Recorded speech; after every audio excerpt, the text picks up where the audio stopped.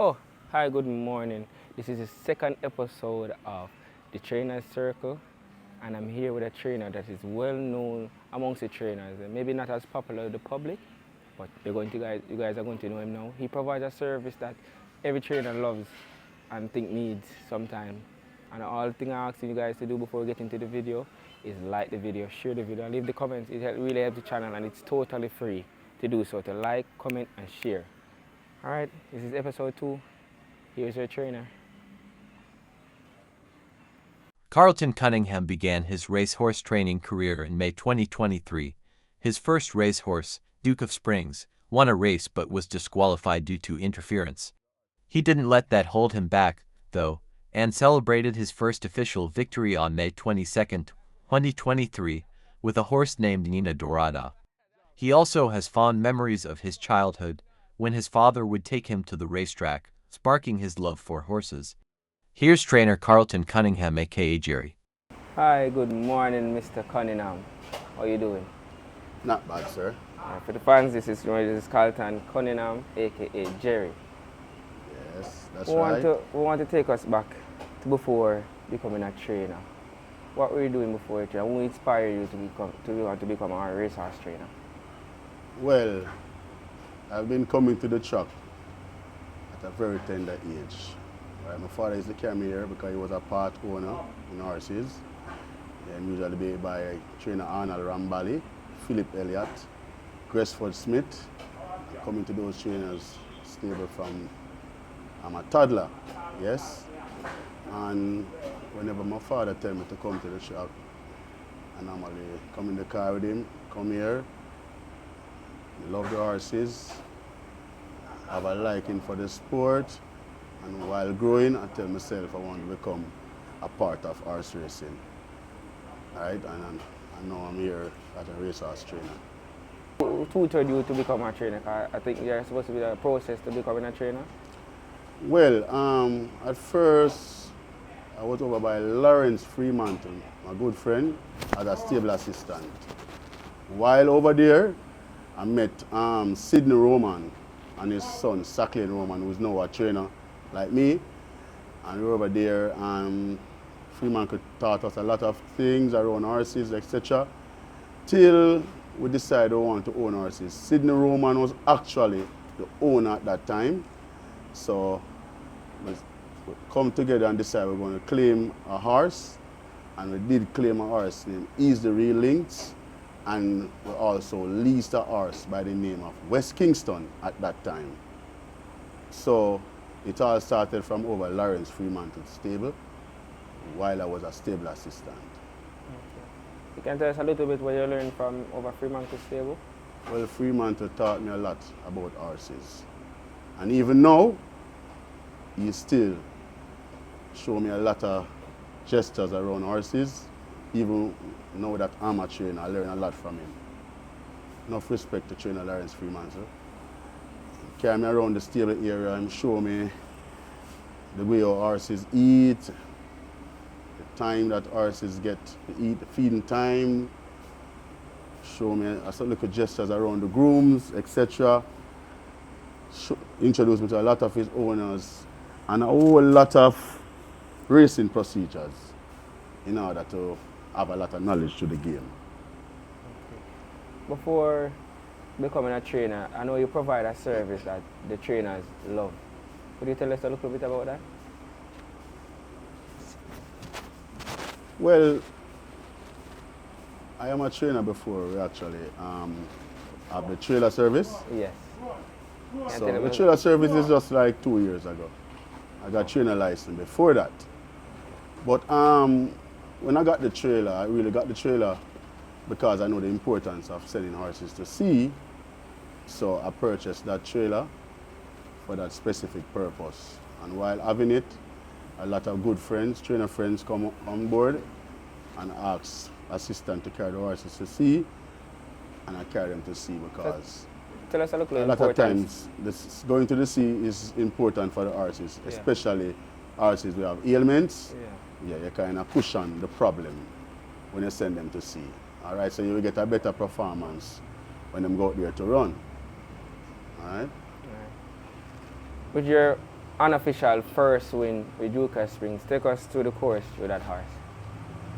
Well, Duke of Spring really was a horse that I asked my owner, Carlton Watson, to claim from them time, because when I do my homework, I got an idea what time of the year we trainers were going to get trainers license, officially come out. So I checked the projection sheet and I said, well, I would love to be the trainer who win the first race from the new batch. So I checked the projection sheet because I'm a past agent, I have a lot of knowledge where the projection is concerned. So I checked the projection sheet, I saw that specific race for Duke of Spring, realized that Duke of Spring is the ideal horse for that race, and it was like 2.5 months I claimed that horse before that race, knowing that we're going to get released on that specific race day as a new trainer. So I claimed that horse for 2.5 months. Carlton Watson, thanks to Mr. Watson for giving me that horse and giving me a lot of winners, and I programmed that horse for that race. So really and truly on that day, I was really expected to be the first trainer to win from the batch. Unfortunately, stewards prevent me from doing so, but I understand. But in the end, God is good, and so far, I have won 22 races, so I have to give thanks same way. Yeah, but take us to goodbye. You say you were an agent at one point? Well, I came through the rank, stable assistant, then I was a jockey agent. I usually agent Linton Steadman. I won a lot of races with Linton Steadman. I usually agent Aaron Chachi. I usually agent Orient Sewell, right? And then I got assistant trainer license, right? And I have that for 4 years until I was eligible to enter the trainers class. And as a result of that, I'm now a racehorse trainer. So tell us how you felt when you first win with Nina Dorada. Yes, I was so excited, knowing that winning races is not easy. So whenever you win a race, you have to give thanks because it's a competition, right? And the competitors, everybody is doing everything they're supposed to do to get their horses to go out there and perform to their best. So when I win that race, right, I literally cry, knowing that I'm now a racehorse trainer and I won my first race, right? And that race wasn't easy neither because from the furlong pole, I thought Nina Dorada was a loser. But that horse gained the ascendancy with Anthony Thomas and hold on by about a short head. So I have to give thanks. So what you did different for Nina Dorada to reach her full? Well, when I claim Nina Dorada, right, I do some homework on Nina Dorada because it's a problem horse. I investigate about the horse's sea history. The result that I got is that that horse don't go to sea. Never been on the trailer, right? Why? The horse hesitant to enter the trailer, right? I was like, wow, as an owner of a trailer, I claim this horse to win a race and can't get this horse to go on the trailer. So I went to my bed one night, right? And while I was there meditating on getting Nina Dorada to go on that trailer, right? So I said to my groom the next morning, I said, Groomy, I'm going to ride this horse, never give up, right? You see, this horse, never give up, is a very good horse to ride, never give up. And this horse, I reminisce on my brain that I'm not going to give up on Nina Dorada to enter the trailer. So what I did, I asked him that morning, we lead back Nina Dorada to the trailer, right? And we pamper Nina Dorada. She was there trembling, hesitating. We spent about half an hour until we get Nina Dorada to enter the trailer. Because I was like, if Nina Dorada don't go on this trailer, it's like, I'm not going to win with this horse. Because it's either to the pool, mostly, and a little touch on the track, and I never want to carry that horse on the track because the horse have severe ailments. So thank God I get Nina Dorada to enter the trailer, carry Nina Dorada to the sea several times, and I think that little extra that Nina Dorada found the last 25 yards of the race is because of that those sea training, right? Thanks be to God. Training style has evolved over the years. How do you think it has evolved compared to now? Well, right now as a trainer, right, the main aim, you want to win a lot of races. Yes. To take care of the horses, we know what to do because you have to take care of the horses in order for them to perform. Yes. So once we have horses around the ammunition, because you cannot perform without ammunition, right? And in order to have those ammunition, you have to have owners around you, right? Because even me, as an owner trainer, right, I own about 6 horses at the barn currently, and it's not easy to maintain them, but with God's will, it's going through. So if you can get additional owners to come on board, right, and give you support, then you'll find you will get winners coming more often, right? So owners is the key. Without owners, you cannot perform up to par. So I have a special respect for owners, all right? How do you think you can get new investors or new owners to the racing industry? Well, I have tried a whole lot, right? As a Calabar old boy, I'm in the Calabar group with about 77 members, right? And most of the time, I win a race, I will post it in the group, and the next 76 members who's not affiliated to racehorse will saw it and say, trainer, what? We need to form a rubber lock team, you know? And I'm telling them, well, come on board. They ask a lot of questions. What is the payout, etc., where purse is concerned. I explain to them about the purses, explain to them about the future racing, and of such, and I try to get them come on board. Them coming hesitantly, because I got one of them now to part own with me and claim a horse. So with time, things will materialize. That gets me to one of my next questions. There's a stigma around that if you come into racehorse business, you're going to lose money, you're going to go broke. What are you feeling about that? Well, to be honest, you know, racehorse is really fun, or it should be fun. Reason being, if you have your one money lock off at home and you think you can come at the track and turn it over, then you have a next guest coming. For me, it cost me roughly 80,000 to 100,000 every week to maintain the horses, and I know I don't earn back that. But I don't smoke, I don't drink. You have a next man, he will use free money and do other things. Me will use my extra money to maintain horses because it's my fun. So it's like me I pay to have fun. You understand? So I always try to tell other people coming in that it's fun, right? But at the same time, it cannot be just fun without proper earnings. So if you're supposed to earn $100, right? So you spend 400 and you're supposed to earn back 100 or 150. You really want to earn back that 100 or 150. If you're earning $70, then it actually makes no sense. And that is why we're really vying for the increase in purse. You understand? We love the game and we are here and balancing the game, but at the same time, the promoting company, them trying their best, and you have to just go and work with them and see how best them can give you an increased purse in the near future. You understand? How do you approach training a seasoned racehorse compared to a young 2-year-old? Well, training a young 2-year-old, because I've experiences of about 6 or 7 2-year-olds.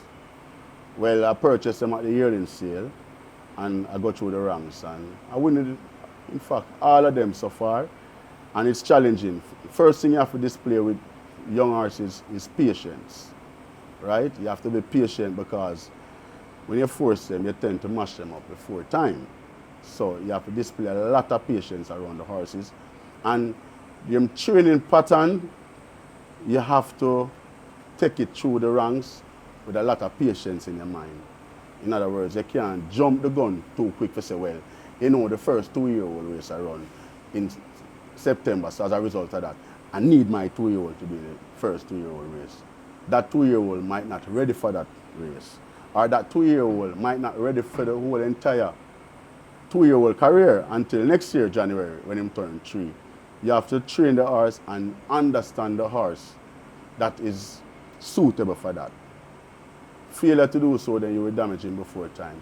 An older horse now who is more mature, muscles, bone, etc. is more sturdy, then you can train him a lot different. Him understand the course, and at the same time, those horses develop issues, and you have to kind of adjust them training as well. So training the horses overall displays a lot of knowledge. Okay. How do you balance the mental health and physical health of your horses? Well, you have horses have different demeanor, right? You have horses that tend to fractious. You have horses who is more easier to deal with. Even the grooms will tell you.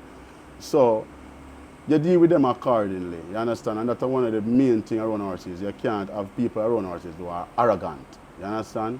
Because horses will tend to do a lot of things. Sometimes I'm around the horses, and when you look, if I'm not looking, one of them will give me a bite on my hand, etc. I'm not going to get ignorant and slap him, because some of my time, the horse will get ignorant because I'm demeanor. You have a next horse, you can stand up around him, you can rub him down, you can do anything to him, and he won't damage you.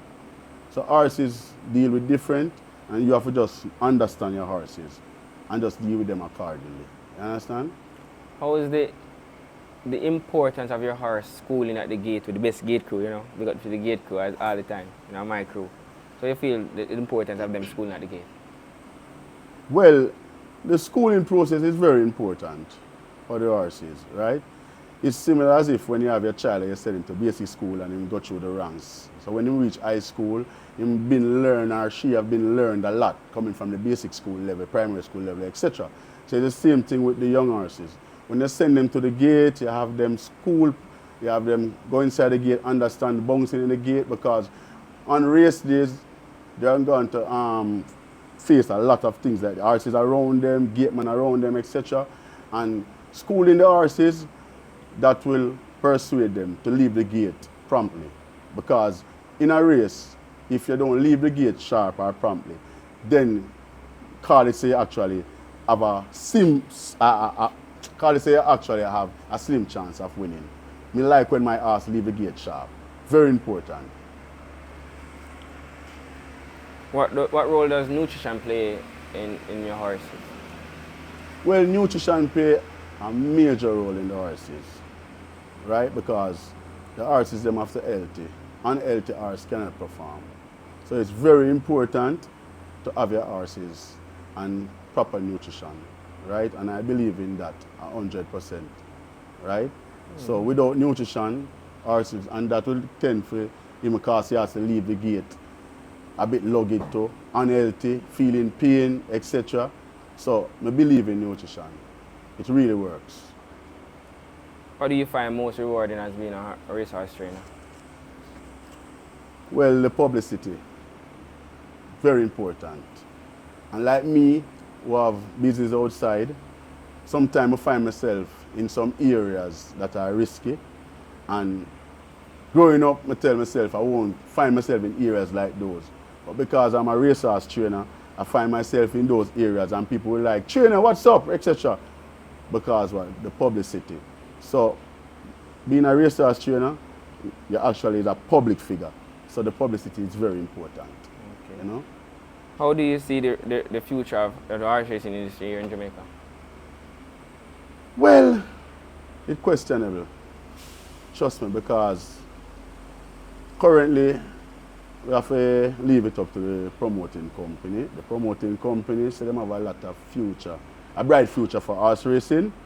And at present, them have the angle, we have the blade. You understand? So we have to try work with them to the very best and hope that it really come out bright, as them say. All right? What advice would you give to someone who's aspiring to become a racehorse trainer? Well, I will give them good advice because, trust me, being a racehorse trainer, for me, is a passion. You understand?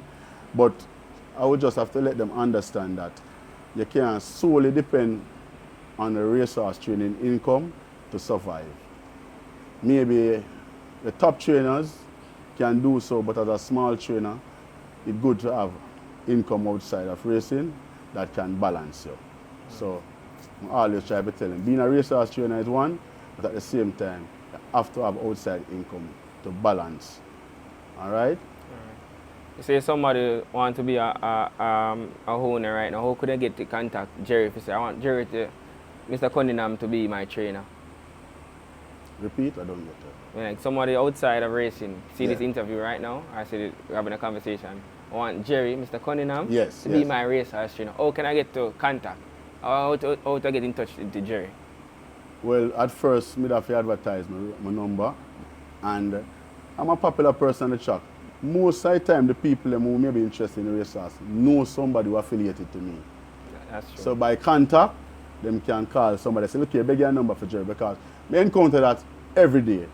Right? So me run business, trailer, sometimes owners outside, overseas, want artists to go to sea, or want to go to farm, etc. Them do have a number for me, but them know somebody affiliated to me. So them call them and get my number and contact me. I can come right here, Cayman Yes, Park, sir. and go at the front office and ask for Mr. Cunningham. And that even too easy. All right?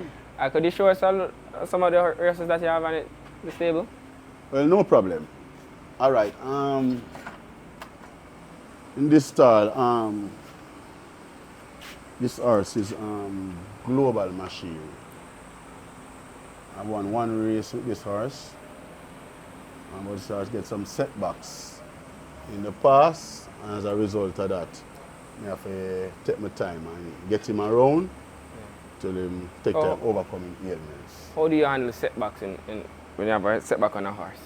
You got injury or injury? Well, the main thing where setback is concerned is time, not Time. beat time. You have a horse that have an injury, the best thing to do is give him time. Give him time. Yes, man, give him time. Nothing beat that, all right? This is She's Adorable. She's Adorable. This is She's Adorable. She's Adorable. 1-2 races with She's Adorable. And these horses are horses that I purchased at the sale in the past, the yearling sale in the past. All right?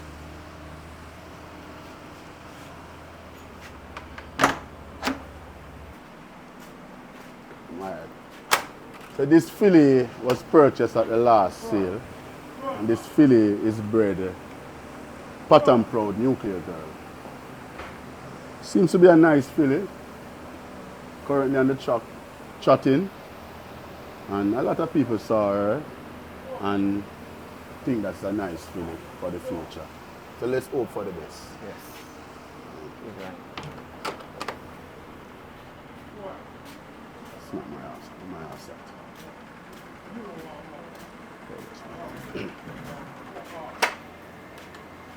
All right, this is Proudest Vision. She won a race for me about some month and a half ago. Released her maiden certificate. She have run once at the non-2 level. Didn't run any race, but with further improvements, she can earn some cash for me. Well, actually, I own her, and with further improvement at the non-2 class, she will earn some check for me. So this is Proudest Vision, all right?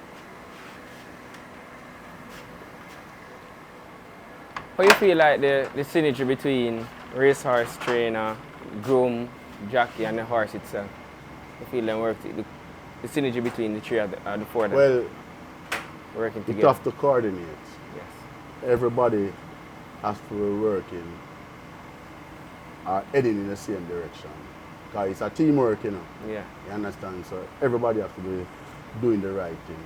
It's a team to go out there towards winning. The groom cannot be going east and the trainer going west. When you come there and you're giving the jockey instruction, or even so, before you even reach that stage, the jockey maybe work the horses a couple of times, the jockey have a follow instruction. The jockey get acquainted to the horse and know the type of horse it is. The trainer will tell him what to do and follow instruction. On the race day, he can capitalize what he have learned from the horse in training, and that can lead to success. Now, this is the grey Khaleesi.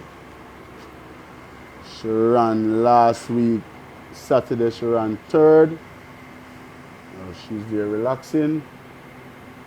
Yeah, not a bad horse. She's been earning at the non-2 class. Unfortunately, hasn't won yet. But as we know, racehorse is Time. like that. Nothing beat time, all right? Okay? Okay. Yeah. Tell us about a little bit about your victory with Millennium Star. Millennium Star? Yeah. Well, Millennium Star is a horse that was leased to me by that same owner who leased me West Kingston while I was over Mr. Fremantle. I leased it from him from a yearling stage. So Millennium Star spent a lot of time here because she left here when she was 5. Now, she's not much. I run her a lot of times. She's not really any great horse. I won one race with her, but she ran a lot of seconds. So she's really an earner. Okay, when the time come and I realize it's time to really get her from the barn, because you see race horses like that, you have horses where you need to tell yourself, it's the next horses now to leave the barn. Now Millennium Star find herself in that situation. So the last time I ran second. Well, the owner who leased me it, I said to him that, boss, this horse is not much. Come and put this horse now. Claiming the race, more than likely we win. But him said, no, somebody interested in her. So him pass it on to a different trainer. And I'm glad for that trainer, because that trainer is doing well with her. Trainer Courtney Williams, one of my batchmates. Right. Tell us a little bit about the leasing process. How does that work? No, well, when you lease a horse, you have the owner, him lease it. Well, people have different percentage of leasing it. You have an owner who say, well, 60% for you who is now feeding the horse, 40 for me. So anything the horse earns. People have different lease agreement. I'm going to say, well, I lease this horse, and anything him earn from first to third, I get 40% from it, and you get 60, fourth, fifth, and sixth, you get everything. So him have a lease agreement form where you have to sign, go to the commission. The lease agreement is like for 2 years. When that time come, is either renew the lease agreement or the lease aborted. Okay. You understand? So most of the time you have a man, he maybe at present can't claim a horse, he can't purchase one, but he know an owner who can lease him a horse. Yes, it's a disadvantage, but the good thing about it, you don't spend $1 to get that horse in your possession, right? Because it was leased to you. So if that horse go out there and run and earn $100, you have to just understand, say, him have $40 to get out of it, even though you maintaining that horse, all right? Because that's the lease agreement, all right? And you get 60. All right, this is a horse that I claimed some 2 weeks ago. This is nothing but trouble. Nothing but trouble. Yeah, nothing but trouble. What's her name? That I claimed for 200,000 some 2 weeks ago. So, at present. Tell us a little about the claiming system. How does that work? Well, the claiming system is a system that I have a whole lot of respect for. Reason being, I win a lot of claiming races, right? You have people, more veteran type of racers, people who don't really like the claiming system. They are saying a handicapping system, which I don't really know nothing much about. You understand? So I have to talk about what we know about. Well, with the claiming system, as I say, a owner can come in, you know, put in money in the system, also they are attractive at a particular claiming price. You can write up the claim and get the horse. He's no owner of this horse. And the good thing about the claiming system, sometimes you get a horse that is healthy and fit. You can put it out 3 weeks' time, the horse win, and you're in front in terms of profit. So that's one of the good things about claiming a horse. The disadvantage, sometimes you claim a horse, you also have problems.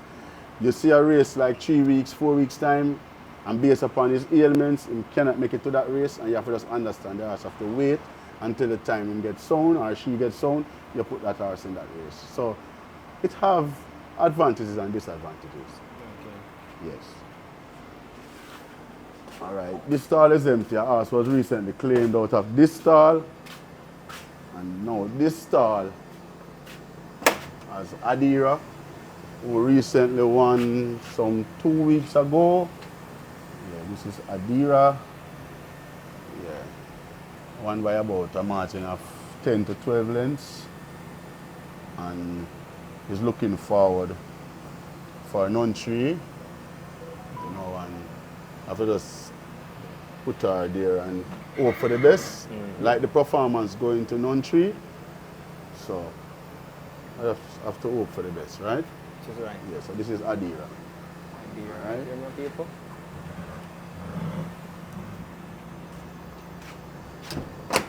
And this is Adira's sister. Same breeding. This girl on fire edge fund. This is Adira full sister. 2-year-old cantering. Yes, 2-year-old cantering. Nice looking 2-year-old. You understand? Nice. Adira's full sister. Yeah. Purchased at the yearling sale.